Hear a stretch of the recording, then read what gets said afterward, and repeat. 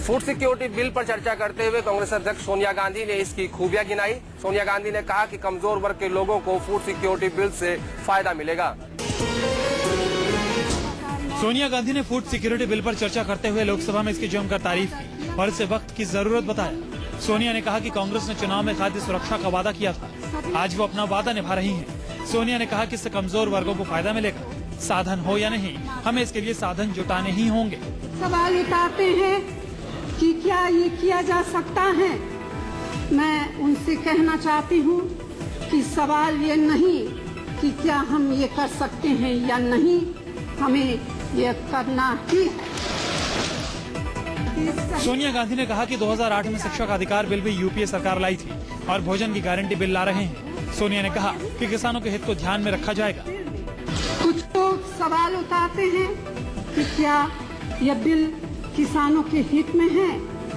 मैं कहना चाहती हूँ कि कृषि और किसान दोनों ही हमारी नीतियों के प्रमुख अंग हैं।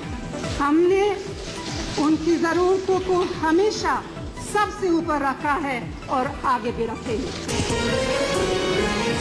सोनिया गांधी ने कहा कि आज ऐतिहासिक कदम उठाने की जरूरत है। सभी राज्यों को ठीक से काम करना होगा ताकि कोई बच्चा कुपोषण से ग्रस्त न हो।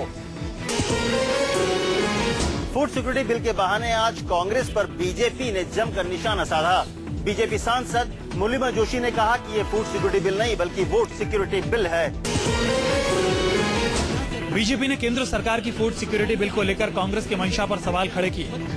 बीजेपी की तरफ से लोकसभा में बोलते हुए मुरली मनोहर जोशी ने कहा कि ये सब आने वाले चुनाव में वोट हासिल करने के मकसद से किया जा रहा है। अगर आप फूड सिक्योरिटी 100% लोगों को नहीं दे सकते, अगर आप हिंदुस्तान के किसान की टैलेंट का, उसकी मेहनत का पूरा उपयोग नहीं कर सकते और उसको वाजिब तौर पर उसकी मदद नहीं कर सकते, ये फूड सिक्योरिटी बिल महज एक कागजी रह जाएगा। आपके पास पैसे कितने हैं ये भी मैं आपसे पूछना चाहूँगा। आप 1 लाख 23 करोड़, ऐसी बात मुझे बताइए। आप आगे आने वाले समय में इसके लिए कहाँ से लाएंगे? बजट में कितना प्रावधान करेंगे, कैसे करेंगे? मुरली मनोहर जोशी ने कहा कि कांग्रेस इस बिल को लेकर जल्दबाजी कर रही है। बिल के कई ऐसे प्रावधान हैं जो राज्य से जुड़े मामले होते हैं। बीजेपी ने यूपीए सरकार के फूड सिक्योरिटी बिल को कटघरे में खड़ा कर दिया है। इससे पहले नरेंद्र मोदी ने गरीबों को दिए जाने वाले अन्न के भंडारण और वितरण पर आने वाले खर्च को लेकर सवाल खड़ा कर चुके हैं। समाजवादी पार्टी सुप्रीमो मुलायम सिंह यादव ने आज संसद में फूड सिक्योरिटी बिल को लेकर कांग्रेस पर जोरदार हमला बोला। मुलायम सिंह यादव ने कहा कि कांग्रेस ये सब भूखों के लिए नहीं, वोट के लिए कर रही है। यूपीए की फूड सिक्योरिटी बिल को लेकर मुलायम सिंह ने आज लोकसभा में हमलावर तेवर अख्तियार कर लिए। उन्होंने कहा कि कांग्रेस वोट की राजनीति कर रही है। गरीबों के जब सही आंकड़े ही नहीं है तो इस योजना को अमली जामा कैसे पहनाया जाएगा? ये चुनाव के लिए है, सीधा सीधा चुनाव के लिए है। कहीं मनरेगा आ जाएगा, कभी खाद्य सुरक्षा बिल आ जाएगा, तो केवल चुनाव की दृष्टि है कि साल की दृष्टि है कि भूखों के लिए कुछ कर रहे, गरीबों के लिए कुछ कर रहे। मुलायम सिंह के मुताबिक फूड सिक्योरिटी बिल को लागू करने में राज्यों पर जो बोझ पड़ेगा उसके लिए राज्यों के मुख्यमंत्रियों से सलाह मशवरा करने की जरूरत है। मुलायम सिंह यादव ने कांग्रेस की मंशा पर सवाल उठाते हुए कहा कि जब महाराष्ट्र में सूखा था तब ये बिल क्यों नहीं लाया गया। मुलायम ने इस बिल के प्रावधानों को राज्य सरकारों के अधिकारों से जुड़ा हुआ मसला भी बताया। समाजवादी पार्टी मुलायम सिंह यादव ने लोकसभा में बीजेपी पर साधा जमकर निशाना। मुलायम सिंह यादव ने अयोध्या में चल रही 84 कोस यात्रा पर कहा कि बीजेपी देश में आतंक फैला रही है। मुलायम सिंह यादव ने कहा कि यूपी में वीएचपी की 84 कोसी परिक्रमा फ्लॉप शो साबित हुई। उन्होंने दावा किया कि यात्रा के दौरान पुलिस ने किसी भी प्रकार का बल प्रयोग नहीं किया। मुलायम सिंह ने कहा कि अयोध्या का मुद्दा कोर्ट में है, लेकिन उसके बाद भी बीजेपी चुनाव से पहले अयोध्या का मुद्दा क्यों उठा लेती है। मुलायम ने कहा कि बीजेपी देश में दंगा करवाना चाहती है। मुलायम ने कहा कि वीएचपी की परिक्रमा यात्रा नहीं रोकी गई, परिक्रमा के लिए एक भी आदमी नहीं मिला। ये गुंडे ये गुंडे ही करते हैं और बात करते हैं शिष्टाचार की, बात करते हैं मानवता की। इधर धंधा गुंडे का है और गुंडे अगर करेंगे तो गुंडे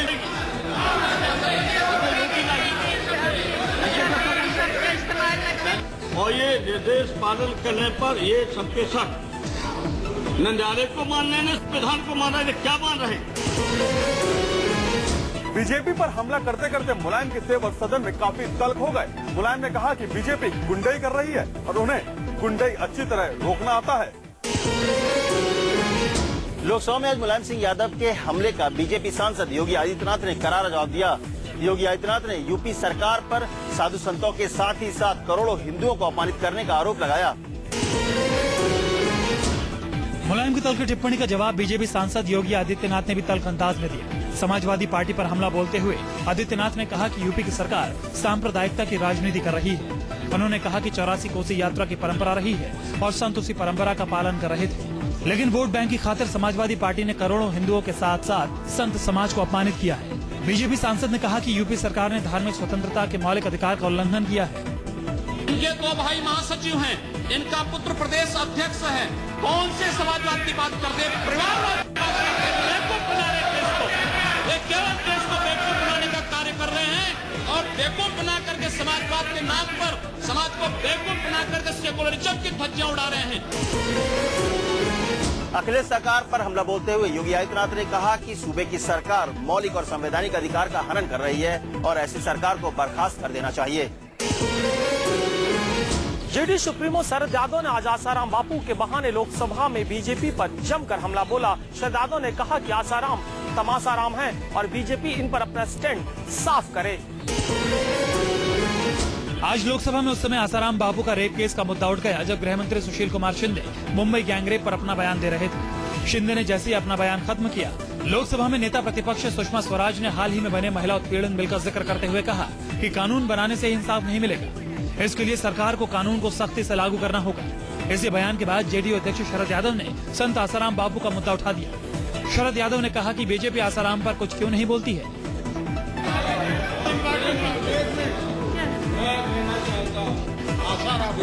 ये जितनी भी घटनाएं बम्बई में उनकी निंदा करता हूँ, लेकिन एक साधु है उसके बारे में अभी तक आपने ये बयान दिया, वो साधु जो है वो इतना तमाशा कर रहा देश में, उस आदमी के बारे में क्यों नहीं आपने किया, क्यों नहीं उस फ्रॉड को बंद किया।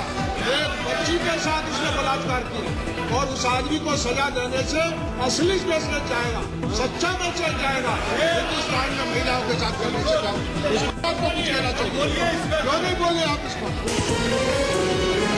शरद यादव के इस हमले पर बीजेपी के तरफ से कोई जवाब नहीं आया है। इससे पहले बीजेपी के नेता उमा भारती ने रेप के इस मामले पे आसाराम बापू का बचाव किया था। रविवार को जब उत्तर प्रदेश में बीएसपी की 84 कोसी यात्रा को लेकर बवाल मचा हुआ था और यूपी के 6 जिले हजारों पुलिसकर्मियों के पहरे में थे, ठीक उसी वक्त यूपी के दबंग नेता रघुराज प्रताप सिंह राजा भैया कानून की धज्जियां उड़ा रहे थे।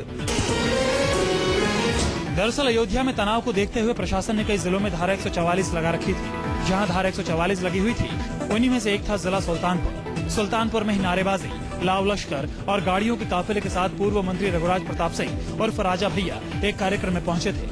वहां पर खुलेआम कानून की धज्जियां उड़ रही थी। धारा 144 लागू होने के बावजूद देखिए शख्स कैसे बंदूक टांग कर घूम रहा है। दरअसल कानून के अनुसार जिस जिले में धारा 144 लागू होती है वहाँ पर 4 या 4 से ज्यादा लोग एक साथ नहीं घूम सकते हैं और न ही हथियार लेकर चल सकते हैं। इस पूरे मामले पर जब राजा भैया से पूछा गया तो वो भी सफाई देने से पीछे नहीं रहे। प्रोग्राम पूर्व निर्धारित था और यहाँ जो इकट्ठा हुए हैं वो उस वजह से नहीं हुए जिस वजह से निषेधाज्ञा लागू है। ये पूर्व निर्धारित पूर्व घोषित प्रोग्राम है, इसकी सूचना डीएम को भी है, एसपी को भी, और वो वजह दूसरी है जिस वजह से 144 लगाई गई। सवाल ये उठता है कि जब सुल्तानपुर के डीएम और एसपी को कार्यक्रम की जानकारी थी तो उन्होंने कार्यक्रम को रद्द क्यों नहीं किया। साथ ही धारा 144 लागू होने के बावजूद राजा भैया ने कार्यक्रम में हिस्सा क्यों लिया। नाबालिग लड़की के साथ रेप के आरोपों में फंसे संत आसाराम बापू को पुलिस की जांच में थोड़ी राहत जरूर मिली है। मेडिकल जांच में रेप की पुष्टि नहीं होने के बाद जोधपुर पुलिस की जांच में ये जरूर सामने आया है कि लड़की के साथ छेड़खान जरूर की गई थी। लड़की की मेडिकल रिपोर्ट में रेप की पुष्टि नहीं होने की वजह से कथावाचक और आध्यात्म गुरु आसाराम बापू पर से जोधपुर पुलिस ने धारा 376 हटा ली है। पीड़ित पक्ष ने जो आरोप लगाए हैं उनकी जांच के लिए आरोपी को समन भेजा गया है। साथ ही वार्डन और सेवादार को भी समन भेजा गया है। कुल 4 लोगों को समन भेजा गया है, जिनमें 3 लोग आरोपी हैं, जबकि एक को जांच में शामिल होने के लिए कहा गया है। बापू पर अब धारा 354A के साथ छेड़छाड़ का मामला दर्ज किया गया है। गौरतलब है कि दिल्ली पुलिस ने आसाराम बापू के खिलाफ धारा 376 के तहत रेप का मामला दर्ज किया था। इसके बाद केस को जोधपुर ट्रांसफर कर दिया गया था। मामले की जांच जोधपुर पुलिस कर रही है। FIR में बच्ची ने 376 का आरोप नहीं लगाया। हम बार बार ये कह रहे हैं कि मेडिकल रिपोर्ट जो दिल्ली से आई है हमारे पास, मेडिकल रिपोर्ट में भी किसी भी तरह से 376 के आरोप के पक्ष में कोई एविडेंस नहीं है। लड़की की मेडिकल रिपोर्ट सामने आने के बाद एक बड़ा सवाल ये उठता है कि क्या आसाराम के खिलाफ कोई साजिश रची गई थी या फिर आसाराम के बड़े ओहदे का असर जांच पर भी पड़ने लगा है। नौकर के साथ यौन शोषण केस में जेल से जमानत पर छूटे मध्य प्रदेश के पूर्व वित्त मंत्री राघव जी ने किया जमकर शक्ति प्रदर्शन। गृहनगर बिरसा पहुंचने पर समर्थकों ने किया उनका जोरदार स्वागत। समर्थकों की भीड़, सिर पर पगड़ी और गले में माला। यौन शोषण के आरोप में जेल काट चुके शख्स का ऐसा स्वागत आपने पहले कभी नहीं देखा होगा। अपने नौकर का यौन शोषण करने के आरोप में जेल से छूटने के 48 दिनों बाद जब मध्य प्रदेश के पूर्व वित्त मंत्री राघव जी अपने गृहनगर विदिशा पहुंचे तो उनके समर्थकों ने उन्हें सर आंखों पर बैठा लिया। खुली जीप में समर्थकों से घिरे नेताजी पर फूलों की बारिश हो रही थी। आगे आगे खुली जीप में बेशर्मी के साथ मुस्कुराते हुए नेताजी और पीछे पीछे समर्थकों का लंबा चौड़ा काफिला चल रहा था। बेशर्मी की इंतहा देखी। राघव जी को उनके समर्थक फलों और लड्डुओं से भी तौल रहे थे। जेल से छूटने के बाद अपने समर्थकों के बीच राघव जी ने अपनी शान में खूब कसीदे भी पढ़े। तो षड्यंत्र कौन ने रचा है ये तो आज मैं नहीं कह सकता हूँ। आप लोगों ने सारी ऊंच नीच देखी है, शायद आपको ज्यादा पता हो। अब बाकी के दिनों में मैं भी कोशिश करूंगा कि वो षड्यंत्रकारियों का पता लग सके। राघव जी पर लगे यौन शोषण के आरोपों के बाद उन्हें मंत्री पद से इस्तीफा देना पड़ा था। उधर बीजेपी भी उन्हें पार्टी से बाहर का रास्ता दिखा चुकी है। भोपाल के एक युवा सम्मेलन को संबोधित करने पहुंचे एमपी सरकार में उद्योग मंत्री कैलाश विजयवर्गीय ने की है एक आपत्तिजनक टिप्पणी। मध्य प्रदेश सरकार में मंत्री कैलाश विजयवर्गीय ने युवाओं को संबोधित करते हुए बोलना शुरू किया तो सारी मर्यादाओं को तार तार कर दिया।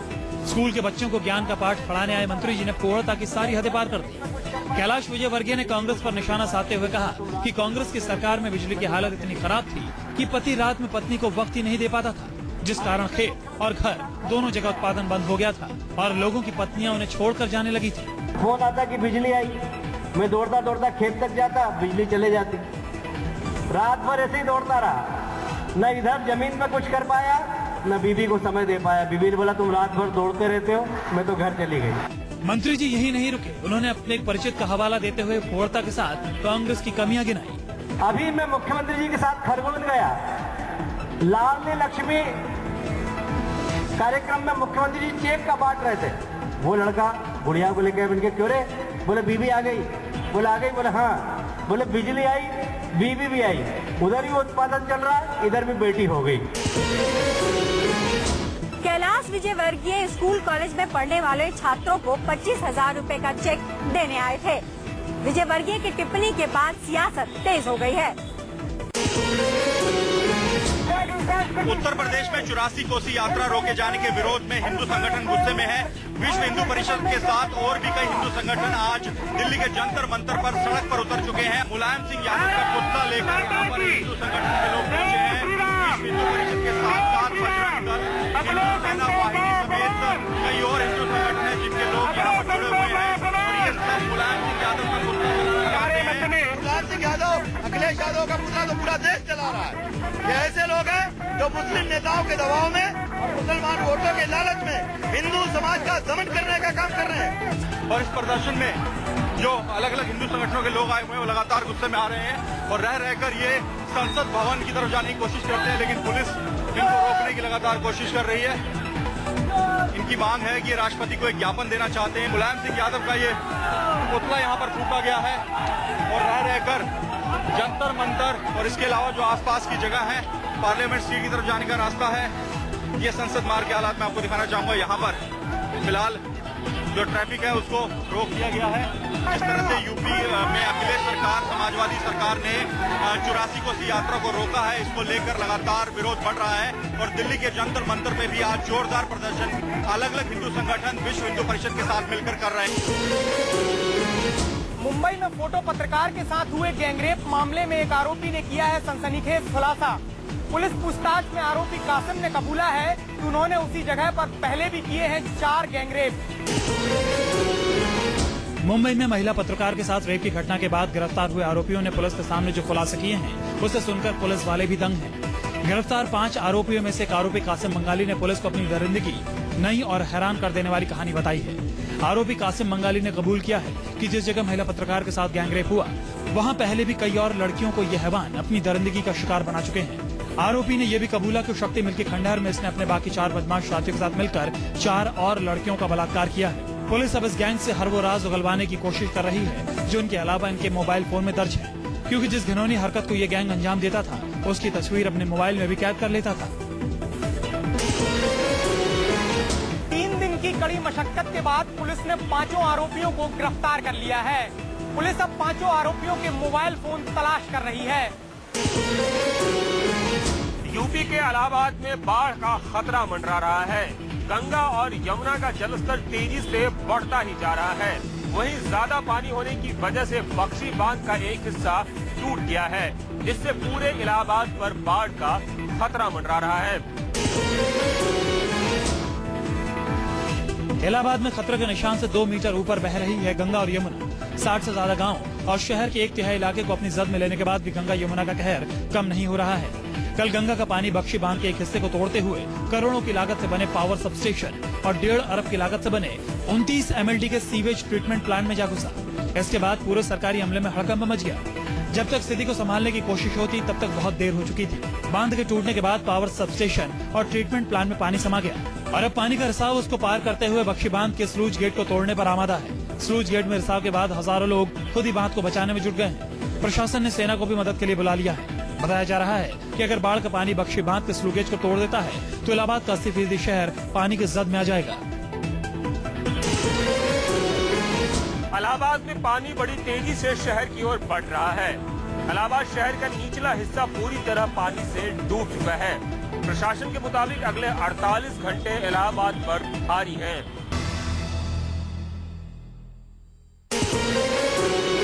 पंजाब के अमृतसर से बीजेपी के सांसद नवजोत सिंह सिद्धू गायब हो गए हैं। सिद्धू की तलाश के लिए पूरे अमृतसर में 10,000 पोस्टर लगाए गए हैं। अमृतसर में इन दिनों ये खास पोस्टर चर्चा का विषय बना हुआ है, जिसमें कहा गया है कि उनके सांसद नवजोत सिंह सिद्धू गायब हो गए हैं और काफी समय से अमृतसर नहीं आए हैं। सिद्धू पर कटाक्ष करते इन पोस्टरों को कांग्रेस के एक पार्षद ने लगवाया है। पार्षद के मुताबिक लंबे समय से सिद्धू ने अमृतसर की कोई खैर खबर नहीं ली है, न ही लोगों को सिद्धू के दर्शन हुए। पोस्टर में उन्हें तलाश कर लाने वाले को बाकायदा 2 लाख रुपए के इनाम तक का ऐलान किया गया है। पोस्टर में सिद्धू के किए गए कई वादों को झूठा बताया गया है। इन पोस्टर्स पर लिखा है कि सिद्धू ने यहाँ की खराब सड़कों को बेहतर बनाने का वादा किया था, लेकिन इन्हें बनवाने के बजाय वो खुद ही लापता हो गए। लोकसभा चुनाव करीब आते ही सियासत शुरू हो गई है। अभी कुछ दिन पहले ही बिहार में भी बीजेपी के सांसद शत्रुघ्न सिन्हा के लिए पोस्टर चिपकाए गए थे। जम्मू के सांबा में गश्त के दौरान सेना को एक बड़ी कामयाबी हाथ लगी है। सेना की पेट्रोलिंग पार्टी ने छापे में भारी मात्रा में विस्फोटक और हथियार बरामद कर लिए हैं। जम्मू कश्मीर पुलिस को खुफिया खबर मिली थी कि जंगल में आतंकियों ने भारी मात्रा में विस्फोटक जमा कर रखे हैं। इसी सूचना के आधार पर सेना ने छापा मारा तो उनकी आंखें फटे की फटी रह गई। पुलिस को जमीन के अंदर 5 विदेशी पिस्टल, मैगजीन समेत भारी मात्रा में IED जैसे खतरनाक विस्फोटक मिले। पुलिस ने सभी विस्फोटकों को जब्त कर लिया। वहीं IED को वहीं जमीन में दबाकर विस्फोट से उड़ा दिया गया। IED का यह धमाका इतना तेज था कि आसपास के इलाकों में इसकी आवाज की गूंज सुनाई दी। पुलिस ने एक तलाशी अभियान चलाया जो रात से लेकर अभी तक चलता रहा, जिसमें हमने ये जो रिकवरीज हैं वहाँ से की हैं, बरामद की हैं और IEDs और एक्सप्लोसिव को वहीं पे मौके पे डिफ्यूज जो है कर दिया। पुलिस ने समय रहते विस्फोटकों को जब्त कर मिलिटेंटों के मंसूबों पर पानी फेर दिया। वहीं पुलिस के गश्ती दल ने अपनी गश्त और बढ़ा दी है।